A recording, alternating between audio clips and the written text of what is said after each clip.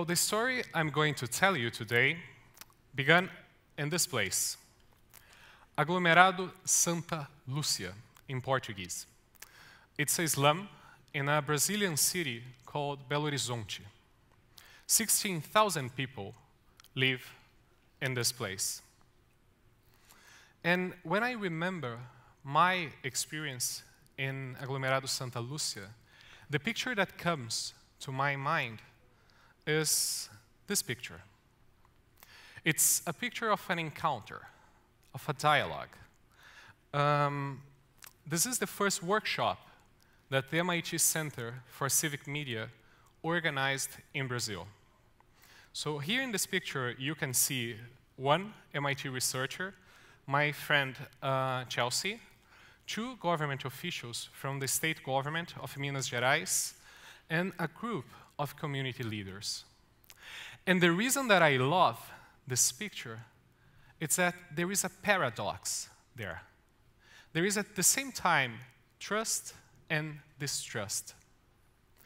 There is trust because people who they get together, they came together because they want to solve the problems of that community. So they trust each other. But also, there is distrust there. Because the topic of their conversation is government oversight. And when we talk about government oversight, one of the premises is distrust, right? You oversee the government because you think, well, the government might not live up to its duties, so I'd better keep an eye on it. So there is distrust there.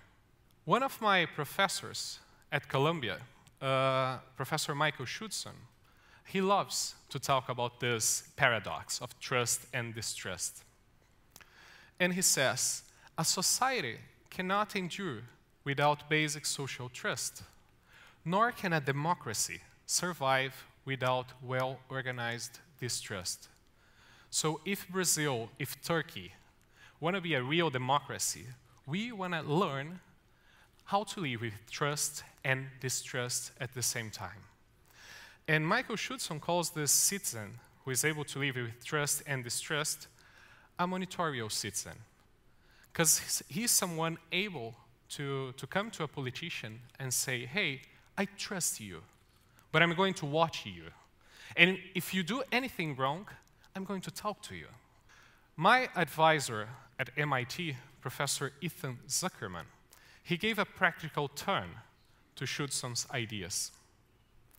He asked a very interesting question. He said, well, there is a bad kind of distrust. There is a sterile distrust, right? So if you are completely distrustful of your political institutions, normally it will lead you to political apathy, and that's very bad. So how can you change, how can you transform this sterile distrust in constructive distrust? The distrust that Schudson was talking about, this distrust that leads you to help improve the democratic system. And he said, well, maybe if we create a tool that helps people to get to know the promises, the commitments of their political officials, if we create a tool that helps people to keep track of if those promises are being fulfilled, and if we help people to organize themselves around that data and then promote social change, well, maybe you can transform this sterile distrust in constructive distrust. So the MIT Center for Civic Media created a tool called Promise Tracker. Well, to call Promise Tracker a tool or a system is kind of misleading, because at least in Portuguese or English, we associate a system with a computer system, right? So, and in fact, to some extent, Promise Tracker is a computer system. We have a website, we have a mobile app that you can install on your cell phone. You can even download all the source code if you are a geeky, right? And, but this is not Promise Tracker. These are just the tools that we use with Promise Tracker. This is Promise Tracker. Promise Tracker is, above all, a social technology, a civic technology. It's this dialogue. So here we are trying to answer the question, what are the promises that are important for this community?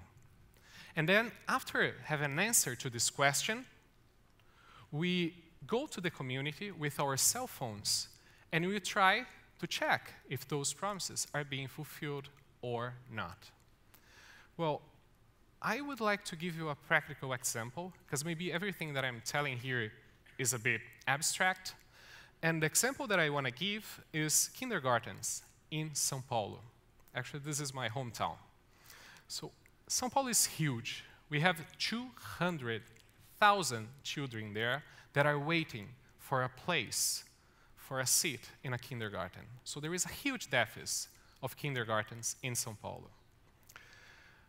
Accordingly, Mayor Fernando Haddad, he decided to build, dozens of kindergartens. And he said he would build 11 kindergartens in Cidade Ademar. This is a very poor neighborhood in the south of São Paulo. And a group of citizens who live in Cidade Ademar, they said, okay, we are going to monitor this thing. So they went to the Promise Tracker website and they created a data collection campaign.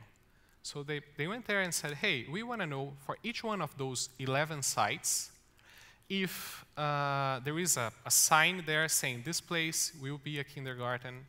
They want to know the stage of the construction. They want pictures of that place. They want the geolocation, because it's very easy to get the geolocation with the cell phone. And then they went to the second phase of the campaign, because they talked to their friends, and they said, well, let's visit each one of the sites with our cell phones. Right? They downloaded the campaign to their cell phones, and they went to each one of them. And they collected the data. All the data was automatically uploaded to the Promise Tracker website, and it became available to everybody. Right? So people can go now to the website, and they can download the data, they can export the data, they can visualize the data in a map, as you can see, and they can also share on social networks. This third phase of the campaign, actually it's very important, because when you have the data, you have to decide what I'm going to do with this data, right? You can take it to politicians from the opposition or from the ruling party. You can talk to journalists. You can share with your community, because many times they are not aware of what's happening. Okay. All of this is simple, it's beautiful, but let's be critical. What kind of criticisms you would raise for this kind of systems? To make it even more practical, if we tried to implement Promise Tracker here in Turkey, what kind of problems would we run into? So, what the challenge? Aha! As I said at the beginning, Brazil is very different from Turkey, but we face more or less the same kind of challenges. So I'm going to tell you the three main problems that we encountered in Brazil. And you can tell me at the end if you think those kind of problems you would find here. I guess so. Right? The first problem is, where are the promises? Do we have a database with all the promises of Brazilian or Turkish politicians? It should be a huge database. But normally, we don't have that. In Brazil, some cities, they oblige the mayor to publish a set of goals for his mandate. But actually, just a few number of cities, they do that. For most cities, it's a very labor-intensive process. We have to go to all the interviews that the political candidates they gave We have to read the newspaper, read all the documents that were published by the political parties to try to find the promises. And I know many times we get frustrated because the promises, they are too general or they are not very concrete. But this process is very important. At least in Brazil, politicians, they lie a lot during the campaign season. And they do that because it pays off. Because they know that nobody will hold them accountable for what they are saying. So, and we must stop that. Otherwise, we will always live in dysfunctional democracies. The second problem is who will monitor? Right? Everybody thinks, well, it's beautiful, this idea of monitorial citizenship, okay, but who is willing to spend time and resources doing this? And my answer is, be realistic. You will never convince everybody to monitor everything. So look for people who are already interested in an issue. So if you want to monitor, I don't know, education, talk to teachers, talk to students, talk to their parents. If you want to monitor healthcare, talk to doctors, patients, nurses. Because those are the people that they want to improve the place where they work or the place where they receive their services, right? In fact, that's what we are doing now in Brazil. So we are contacting, in many cities, local organizations that are interested in public accountability. And then through those organizations, we are contacting very concrete groups that are working in very specific topics. I don't know, the housing movement, the education activists. And then we are working with those groups. The third question, and actually for me it's the most interesting question, is the data useful? Right, because, I mean, the people who are collecting the data are like you and me, right? We are not professional posters, and we are using our cell phone. So normally many, especially government officials, they say, well, this doesn't seem very systematic, right? And we have much better data. Why don't you come here and just ask us the data? And my answer to that normally is, well, first, okay, if you have the data and you want to give to me, please do it. But I know that if the data shows that a department in the government is or incompetent, or in some cases even corrupt, they will not open the data to me. And in that case, I have to collect the data. Because, I mean, bad data is better than no data at all. And the other reason that I think it's always useful to collect the data is to show to the government that I'm overseeing you, I'm watching you, be aware. So just the act of collecting the data is important. And the last reason, and for me probably the most important, is both in Brazil and also in the country where I'm living now, the US, there is a huge problem with political polarization. Maybe you feel the same thing here. So it seems to me that many politicians, they foster political polarization because it's much easier to run a campaign in a polarized environment. It's much easier to rule a country in a polarized environment. Because then you don't need to talk about real solutions to real problems. Because then you can talk just about abstract ideas, about worldviews, about cultural wars, and you don't need to deal with real stuff. And the good thing about a system like Promise Tracker is that it obliges you to work with concrete things. You cannot monitor with a mobile phone abstract thoughts. You monitor the river to see if the river is clean. You monitor the bike lanes to see if they are in good condition. you monitor the playground where your children play because you want to know if it's safe or not. So it obliges you, I mean, to work with these concrete things.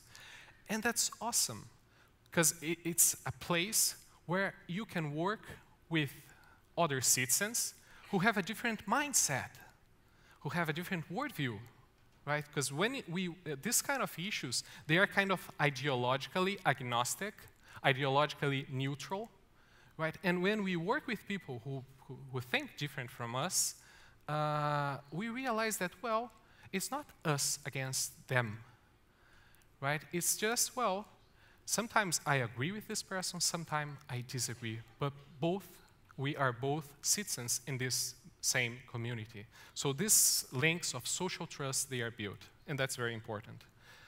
I would like to share with you an email that I received after a workshop 3 weeks ago in Brazil. It was sent by an engineering student. He said, I wanted to tell you that I'm going to use Promise Tracker to follow the decisions and commitments made by officials in my public university. I know that I don't have much knowledge in this area of civic participation, but I want to take the challenge. I love this last idea. I want to take the challenge. That's the point of Promise Tracker, is to promote this kind of civic education. In the 70s, in my country, in Brazil, there was a dictatorship, and the dictators, they decided to create a course called Moral and Civic Education. It was to teach children basically 3 ideas. So if you want to be a good citizen, you should obey the law, pay your taxes, and serve your country. Well, that should be enough during a dictatorship. But now that we are living in a democracy, I would add other 3 commandments to those 3. Engage with the problems of your community. Demand your rights. Oversee your government.